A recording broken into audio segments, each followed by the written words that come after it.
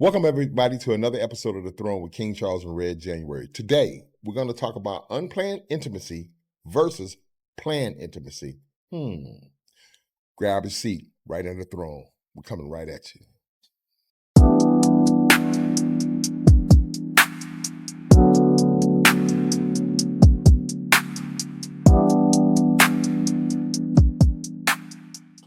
Unplanned and planned intimacy.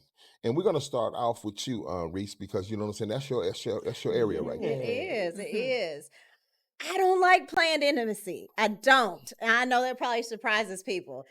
I know it does work very well in some couples that are very busy and have a lot going on. That's the only way they can sit aside and actually have that little moment in connection with each other is to plan it out. Me, I like it anytime. Anytime. I don't want it planned. I don't want to plan it out. I like it. To me, it's so much better if it's just spur of the moment. You might be looking crazy. I don't know what just happened, but I have a bonnet on my head. It's no telling, but I just want to. I like spontaneous. I like it spontaneous. That's my opinion. But I do see where in other couples they have to plan it. And then some couples I talk to, I'm like, you're gonna have, because they're like, we don't have time, and I'm like, well, you're gonna have to find a way to plan it. You're gonna have to put it on the counter, just like it's eating or breathing or everything. You gotta plan sex. You gotta have sex. When people think, oh, we get to a certain part in a relationship. No, that's another way you stay connected is by having sex. And sometimes you have to plan it. Me, thank God I'm not at a point where I have to plan it yet. I'm not that busy yet. She's thinking it for real in the Peace Church. She's thinking it for real. I'm saying I'm not there yet, but I mean, if I had to, we gonna plan it. We gonna maybe have a little to, role play. He calls you and now see, I do want to meet you at such and such a place. Extra because I want you to pop up wearing a little mask. I'm walking out the building and then you just grab me, apprehend. But I want to make sure it's you too, so we gotta have some co-workers. but that right there, which is fantastic, and if you don't know, it's a go-to.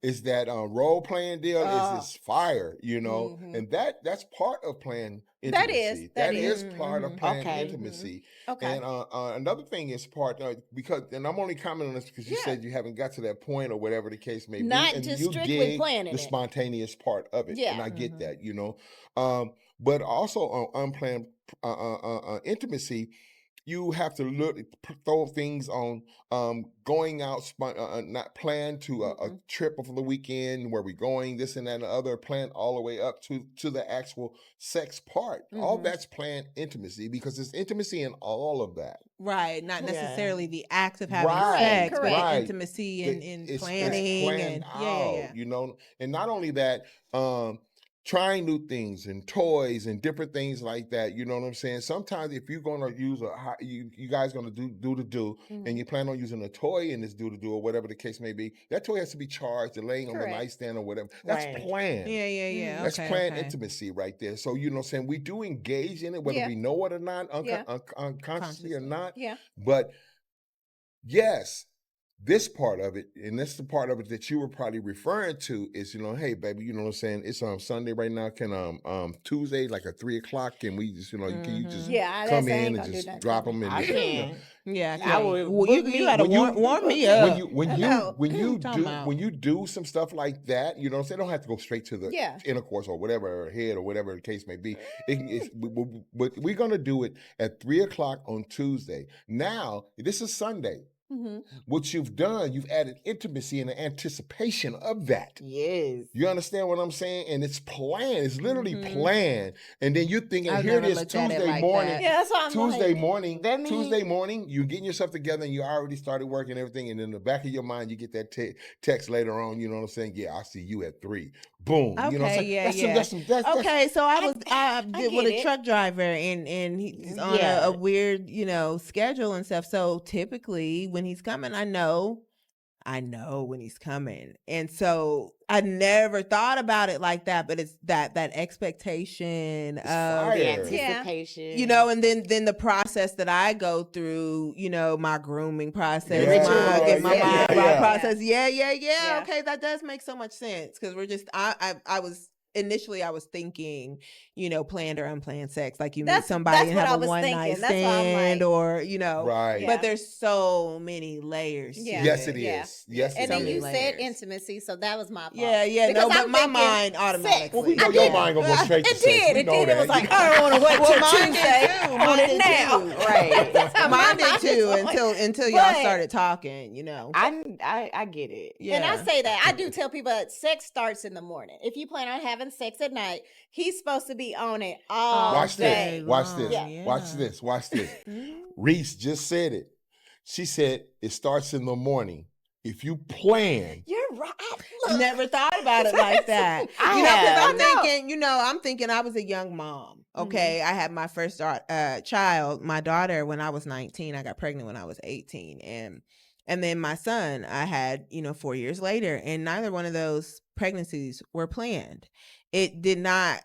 Those kids did not come from planned intimacy, because there wasn't any planning leading up to the actual act happen. We just happened to be in the place and the time, and it was right, and then the whoop-de-whoop and bloop-de-bloop, and now pop the baby. Goddamn. And that happened twice. But with my youngest, I was planning my wedding. I had been with my fiance for 4.5 years, and it was, I want to have a baby. Okay, let's have a baby. Let's have sex for the actual purpose of getting pregnant. That whole thing, that was planned intimacy. But that's what I thought of on the surface when he said what the topic was going to be. But when you look at that at a deeper level, intimacy is just getting to know someone, getting to know about what someone's been through, them being open with you about their life experiences and maybe things that were traumatic to them.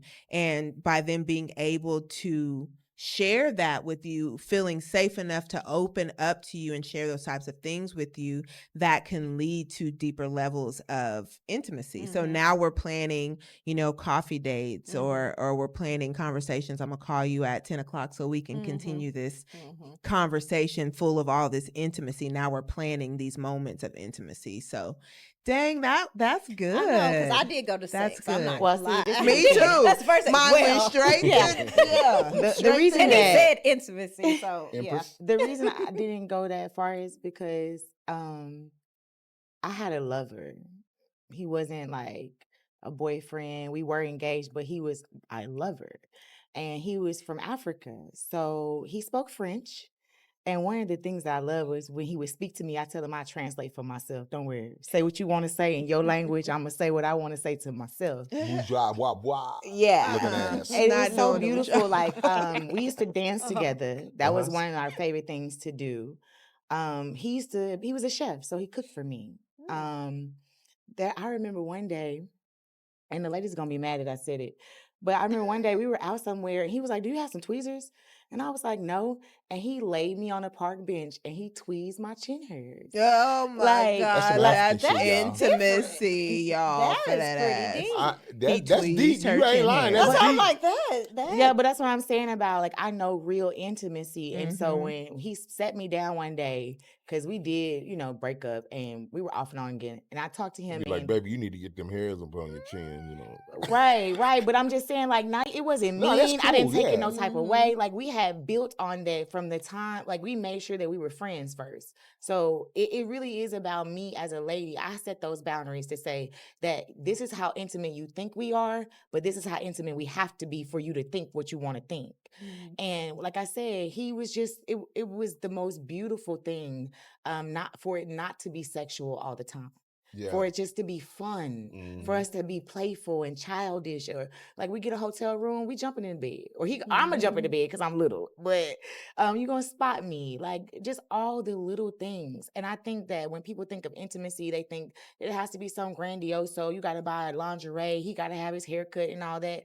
When really it's just me doing something that I know you're gonna like. Yeah, that's tight right there. You know what? And then let's go ahead and go to the other side of it. You know what I'm saying? The unplanned. You know what I'm saying? The unplanned intimacy is fire. It's literally fire. Get you your know what I'm saying? adrenaline running. So, You Definitely the best. you know, little roller coaster ride. because there's so many there's so many scenarios that you can engage in. You know what I'm saying? And unplanned, spontaneously, be just. We're gonna don't even talk. That part, just don't even talk. Please shut your ass up. Yeah, don't talk. Don't talk. Don't say nothing. Don't say nothing for you ruin it. For me, you know, her walking in the house. You know what I'm saying, baby? Just hang your keys up. Put your purse down. Now you talking too much. Just come here. That's what I want to hear. Come here. Don't say nothing. When he say come here, I look at him. He look at me. I went right. I said, don't talk him right to the top. But look, Didn't I just say shit? But you have to be careful. You do, and you learn because you ruin the You learn this in the relationship that you're with, because the person that you're with could have some trauma with that. You know, if I approach and start taking off her clothes, that could be some embedded trauma. You know, Thank you for bringing it up. I don't want to do that, especially if they do that. But if I know that they don't deal with that, you know what I'm saying? I can go take the keys and hang it up and put the purse up. But what about that person you don't know? We ain't got time to consider trauma. You coming back to my room with me, you better be with the shit. You hear me? From the door to the bed, That's put it to the bed. It's a trail of clothes. You know what you came here for. I know, that's what I was like, why we that's playing what we with get this? into. Yeah.